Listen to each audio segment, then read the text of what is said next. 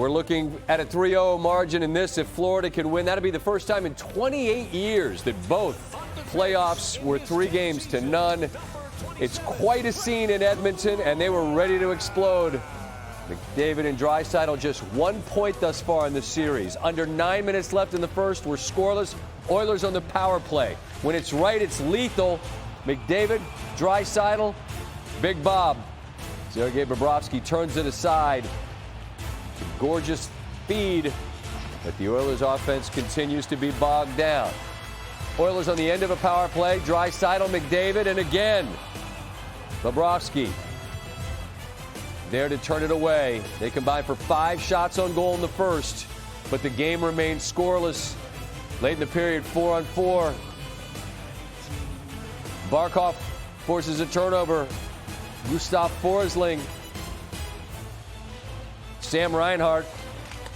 Oh, what a beautiful tip. What are you cheering for? I'm confused. Reinhart, the hand-eye. 9th goal this postseason. They're loving it in South Florida. The Panthers lead 1-0.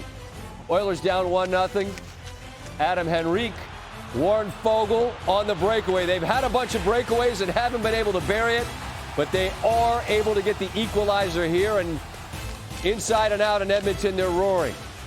We're still tied at 1 in the second. What a play. Stuart Skinner tries to play the puck. Vladimir Tarasenko gets the pass. Tarasenko's 4th career goal in the Stanley Cup Final. It's 2-1. Matthew Tkachuk forces a turnover, and then he'll find Sam Bennett. An incredible play that happens in the blink of an eye. Tkachuk finds Bennett. He's the 3rd player in Panthers history with a playoff point streak, I should say, of 6 or more games. It's now 3-1. Now, a couple of minutes later, there's Barkov, the captain.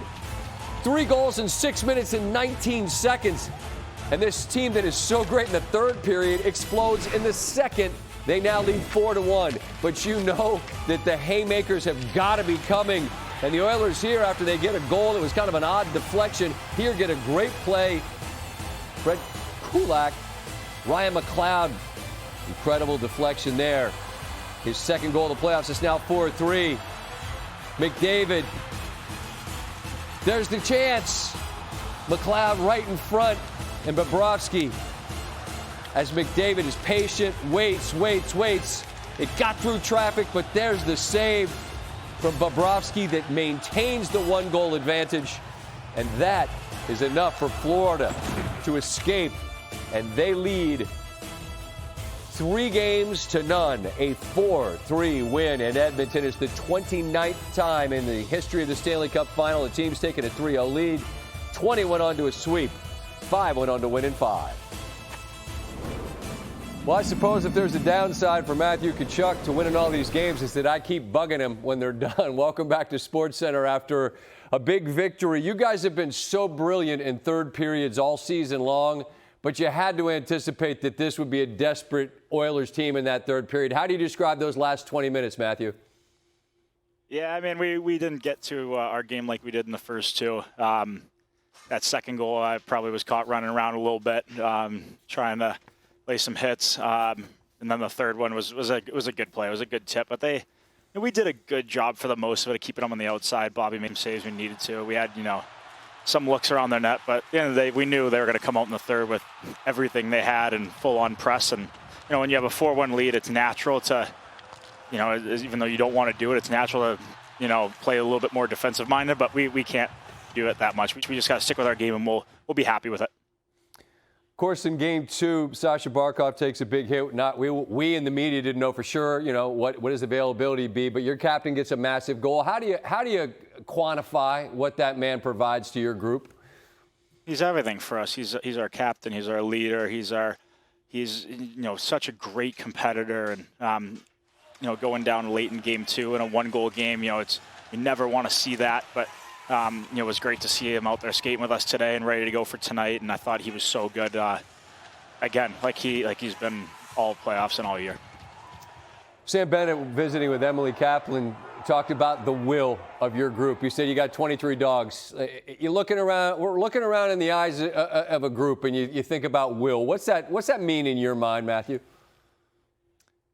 it's the do whatever it takes. I mean, we make it, they make it 4-3, and we were so calm on the bench. Like, any other team or a bunch of, players maybe would be feeling the pressure at that point. We almost calmed, got calmer as that period went along, which just speaks to our desperation. It speaks to our competitiveness. It speaks to, the will. It do whatever it takes at this time of year, especially now.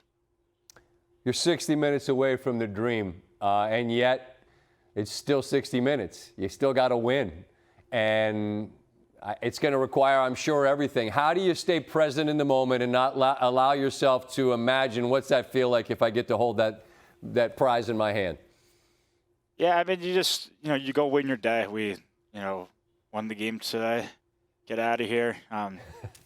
Do whatever you need. Tomorrow is probably, recovery day, non-skate. So try to win that and go into game 4 and try to win that game. That's been our mindset all playoffs. Win your day, whether it's game day or not.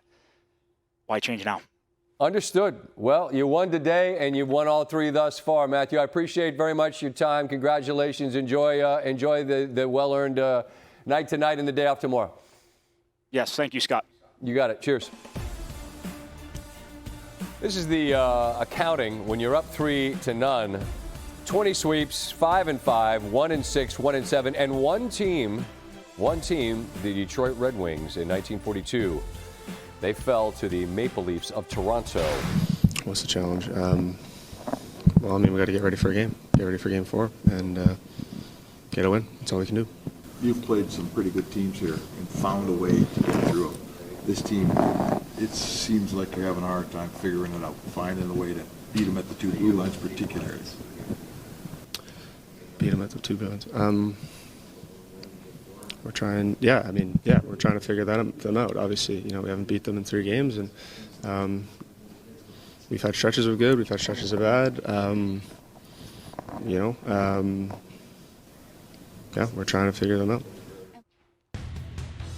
Haven't figured them out yet. The Oilers' top 5 point scorers in the regular season do not have a single goal in this series. And it is a prolific group. McDavid, Draisaitl, Bouchard, Hyman, Nugent-Hopkins, all scoreless. Conference finals against the Stars, those 5 combined for 11 goals in that series. Well, if there was any time to have frustration, it would have been 4-1 going into the 3rd period. And you look at our team, it didn't look like there was much frustration. There's frustration that we're down. But there's a difference between frustration and quitting.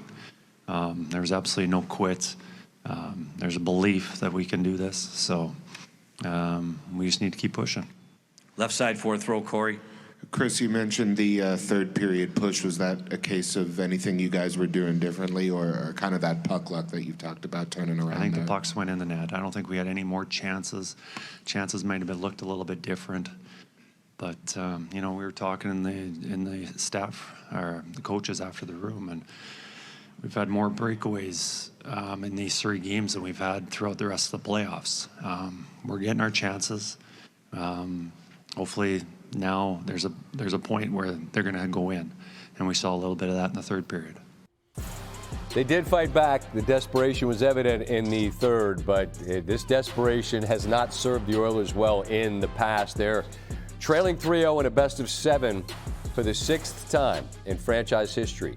Each of the previous 5 instances, they were swept.